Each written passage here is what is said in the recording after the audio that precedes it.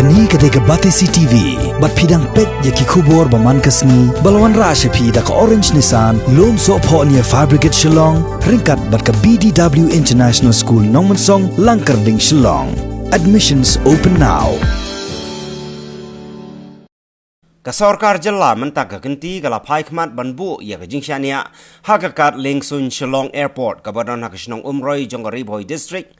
bat ka kat Lengsun Baljek ka badon ha nong ba tura jong ka West Garo Hills district ban Pynpoi ya ki Marbam mardi bat ya ka umpniang petrol bat diesel sha ka jilla lada ka jing ya ki ban persya ya ka Citizenship Amendment Act arjar khat kandai ha ka jilla Assam ka balong ka khrdop jong ka than chete lamingi jong ka ri India kandang yai beteng Usumbot Menteri Rangba Kejelau Bak Preston Tensong hak jingi keren bat ka Batesi TV hak arpulai terik unok pra arjar kat kendai ulai itu bayamenta wat la kejela Assam kala syak kata haduk kata-kata nak jingi ki pajba nak jing persya ya ka Citizenship Amendment Act arjar kat kendai nrei kejela Meghalaya kampat poi haduk uput bahkan mat ya kejing syak sengit hak jing wan poi ki Marbam syak kejela Tamalong nakaliang jongi ru government nilade uprise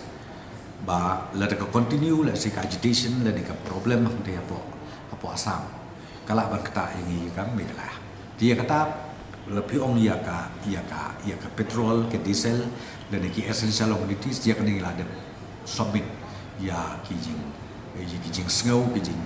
ka anticipation ke mana kalian dokumen don la submit jauh union minister nilai keren de last meeting lu baru union minister ba take care lem ni issues ki in case lara kadang don ka abnormalcy ang dia po Assam. Let us see if the situation arises naman ngidon ka airport matapon ko di airport Umroi ngidon ka airport waktu po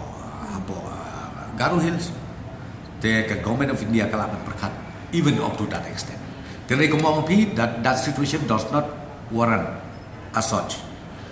There is no question ba yamenta ban o makadon kataka kawaran ka bahab man po yadu kataka stage. Dari kumalong yamenta kung pika ki essential commodities piyong ka petrol piyong ka diesel long ka kabiyak na